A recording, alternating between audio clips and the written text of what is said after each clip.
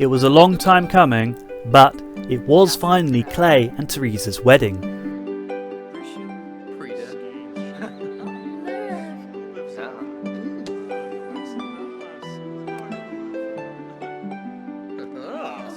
It was only 5 years ago when Jeremy had found his family. Unfortunately, he didn't go about it in the right way.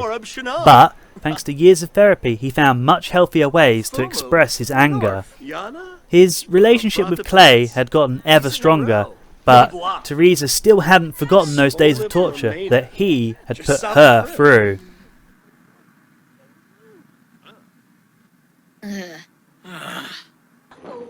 Teresa expressed to Clay that he should cut Jeremy out of the family and out of his life, but Clay saw positive change in Jeremy and didn't want to lose his brother.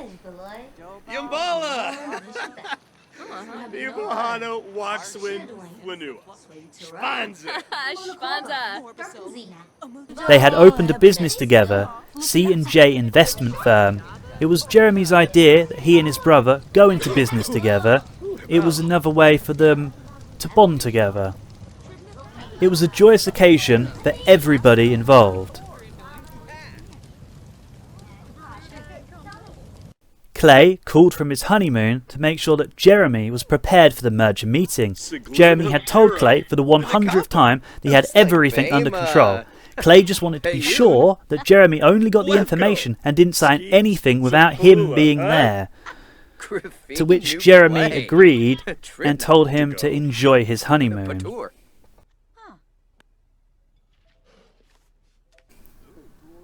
The businessmen arrive and they talk about the merger details for a few hours. One of the businessmen, by the name of Isaiah, notices that Jeremy is willing to risk more than Clay. He started to pressure Jeremy to decide, as they had other offers. It would be a loss for Jeremy not to do it, so he ended up agreeing.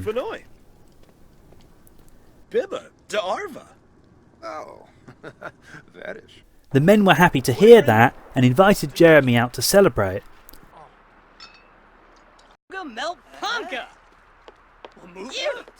Isaiah had called one of his lady friends to come loosen Jeremy up a bit. Her name was Ivy.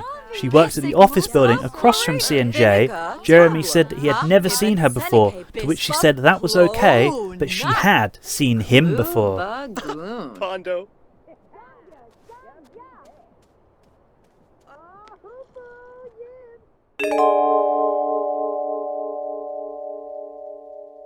Jeremy and Halle had gotten a lot closer over the last 5 years. Jeremy was happy that he had gotten a second chance to be with a family that loved him dearly. They went out for breakfast and Halle asked him how the meeting went. Jeremy started to ask how she knew about that, but had a feeling that Clay had already told her. He said that it went fine and he was ready to order. Jeremy had said goodbye to his mother and decided to stay for a drink. An old friend of his, Tyson, had spotted him by the bar. Jeremy asked what he was doing there, and he replied that he was in town for business. He had to run, but wanted to catch up another time.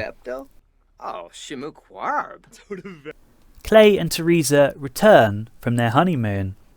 They had the penthouse redecorated after Brian and Halle retired and had moved out of the city.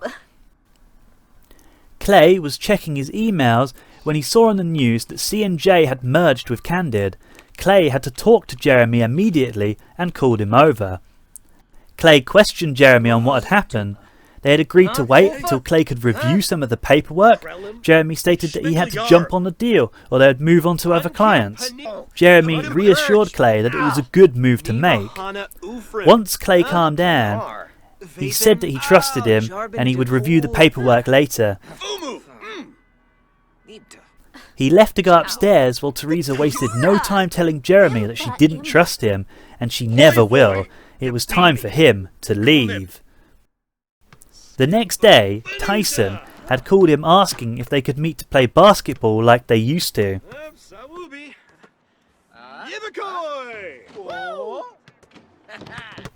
Jeremy asked him how his business meeting went, and he responded not well, and he was hoping that Jeremy could help him financially. Jeremy said no, and Tyson told him that he wasn't asking. He knew what Jeremy's secret was and that he would expose him to his family and the world if he didn't comply. Jeremy was getting ready when Ivy came over. He said he didn't have time to deal with her as he was late for dinner at his parents' house. Ivy said that she was hungry and wanted to come as well. Jeremy said fine.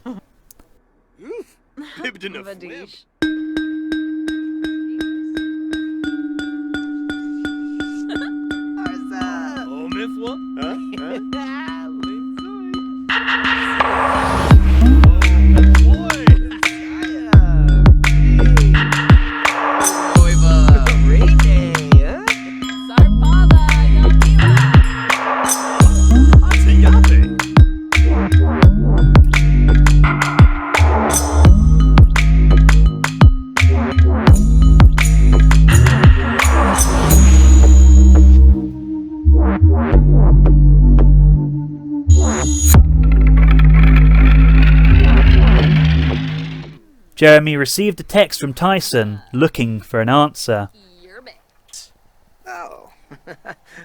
Jeremy told Clay that he needed to withdraw some money and needed his signature to do so.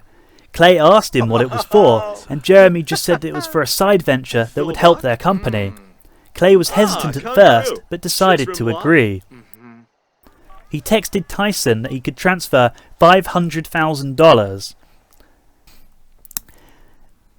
A few days later, Clay visits and demands to know what Jeremy did with the other $500K, as a total of $1 million was withdrawn from the account. Jeremy said that perhaps the bank made a mistake, but Clay didn't agree and cut him off from withdrawing any more money.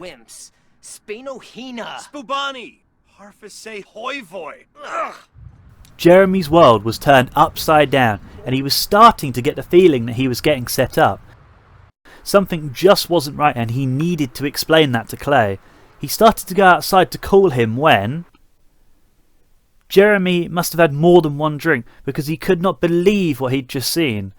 Jeremy wanted to ask how they all knew each other, but perhaps a different plan was needed. The first thought that came to his mind was murder. The second was why, although that was foolish of him. Tyson was behind it all. He had the most on him, and it was time for him to be dealt with once and for all. Before he could leave, Ivy stopped him, trying to seduce him, but Jeremy wasn't falling for it. He knew what she'd been up to. He'd seen her at Velvet Blue with Tyson and Isaiah. Ivy admitted everything on how Isaiah paid her to seduce him, and how Tyson was tracked down and paid. But by who? Jeremy told Ivy to leave, and thought about who hated him the most. Teresa. She told Jeremy that she had been waiting for this moment for the last 5 years. He had ruined her life that night she was involved in the car accident. Jeremy said he had apologized countless times. That wasn't good enough for Teresa. She wanted him to suffer the same way that she did. Jeremy asked her what he could do. She told him the only way she wouldn't tell everyone his secret was that if he left and never came back. So, Jeremy left. For now.